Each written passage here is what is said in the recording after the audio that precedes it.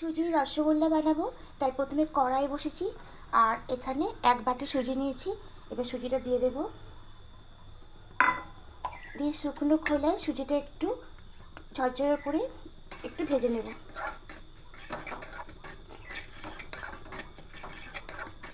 এভাবে সুজির রসগোল্লা করে খেয়ে দেখবেন, খেতে খুব সুন্দর লাগবে। আর গরম গরম রসগোল্লা সত্যি খেতে খুব ভালোই লাগে। হঠাৎ করে খাবার ইচ্ছা হলে তখন এভাবে সুজি দিয়ে বানানোই যায়, তাই আজ সুজি দিয়ে বানাচ্ছি। তো এইভাবে শুকনো খোলায় সুজিটাকে প্রথমে হালকা করে একটু ভেজে নেব, যাতে না লাল হয় সেদিকে লক্ষ্য রাখতে হবে, তাই অনবরত এটাকে নাড়তে হবে। সুজিটা ঝরঝরে করে দেখুন ভেজে নিচ্ছে, একটু সুন্দর দেখুন, ঠিক এইভাবে হবে। এবার ওখানে সুজি যে বাটিতে নিয়েছিলাম সেই বাটিরই এক বাটি দুধটা আগে থেকে জাল করা ছিল, তা ঠান্ডা করে এই দুধটা এবার দিয়ে দেবো।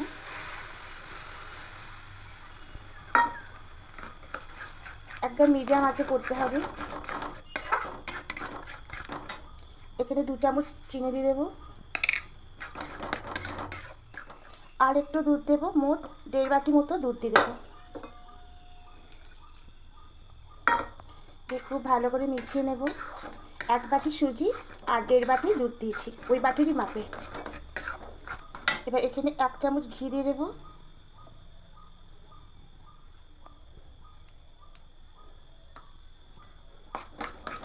খুব ভালো করে মিশিয়ে দেবো, আর সামান্য 1 চিমটি লবণ দেব। এবার এইভাবে অনবরত নাড়তে থাকবো। নাড়তে নাড়তে একটা ডো করে নেব। ডোটা কিন্তু খুব শক্ত হবে না, খুব নরমই একটা ডো করতে হবে। শক্ত হলে তাহলে রসগোল্লাগুলো শক্ত হয়ে যাবে।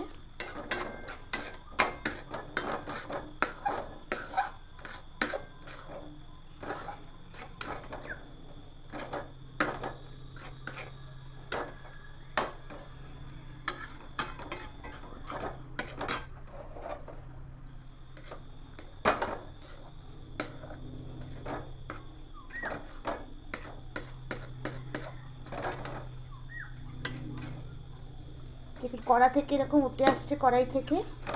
এবার ডোটা হয়ে গেছে, অন্য একটা পাত্রের মধ্যে ঢেলে নেব। এভাবে একটা অন্য পাত্রে ঢেলে নিয়েছি। এবার এটা একটু হালকা ঠান্ডা করে নেব।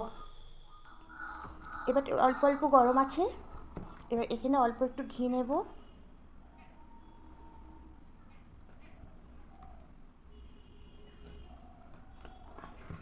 এবার ঘি দিয়ে খুব ভালো করে মাখিয়ে মেখে নেব।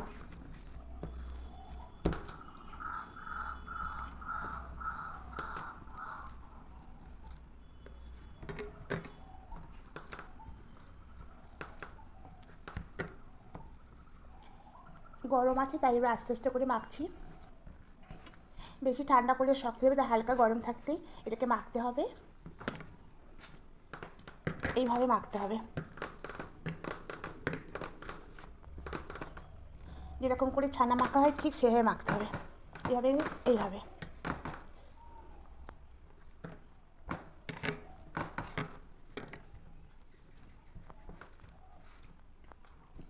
এইভাবে খুব ভালো করে মেখে নেব। এইভাবে সুন্দর একটা সফট ডো করে নিয়েছি দেখুন। আর এখানে কিছুটা নকুল দানা রেখেছি, এখানে মিষ্টির আকারে করে নকুল দানা ভেতরে দিয়ে মিষ্টি আকারে তৈরি করবো। আর এখানে ঘি রেখেছি, এবার হাতে অল্প করে ঘি নিয়ে নেব।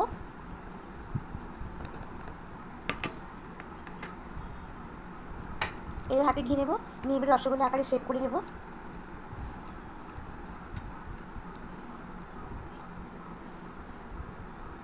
এবার এরকম মাঝখানটা একটু গর্ত করে নেব, নিয়ে একটা নকুল দানা দিয়ে দেবো, দিয়ে মুখটা সিল করে নেব। নিয়ে এটাকে খুব ভালো করে আবার গোল শেপে মিষ্টির আকারে তৈরি করে নেব।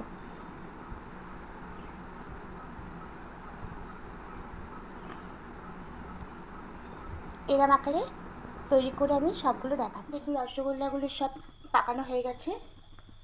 এবার এখানে একটা কড়াই বসিয়েছি।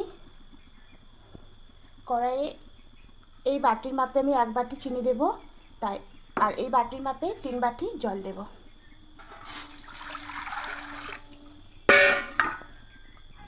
3 বাটি জল আর এখানে 1 বাটি চিনি। আর 4টে এলাচ ফাটিয়ে দিয়েছি। দিয়ে এটাকে খুব ভালো করে নেড়ে চেড়ে নেব। চিনিটা গলে আসা পর্যন্ত অপেক্ষা করতে হবে। এখানে কোনো 1 তিরা 2 তিরা করতে হবে না। চিনি রসটা অত গাঢ় করা দরকার নেই, শুধু চিনিটা মেল হয়ে গিয়ে ফুটে আসলে তাহলেই রসগোল্লাগুলো ছেড়ে দেবো। চিনিগুলো মেল হয়ে গেছে, গিয়ে জলটা ফুটে আসছে। এবার রসগোল্লাগুলো ছেড়ে দেবো।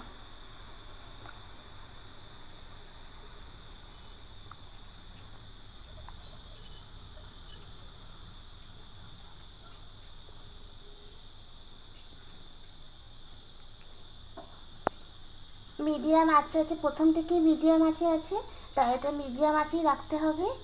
তবে রসগোল্লাগুলো সব দিয়ে দিয়েছি। দিয়ে এবার একটা থালা ঢাকা দিয়ে এবার ঢাকাটা খুলে নেব।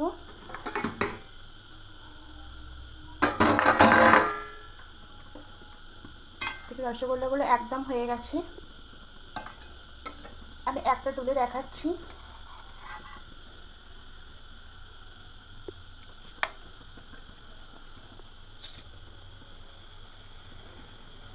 দেখুন কতটা নরম হয়েছে।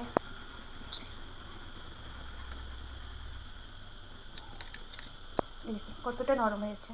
দেখুন সুজির রসগোল্লাগুলো একদম তৈরি হয়ে গেছে। আমি একটা মাটির হাঁড়ির মধ্যে রেখে দিয়েছি।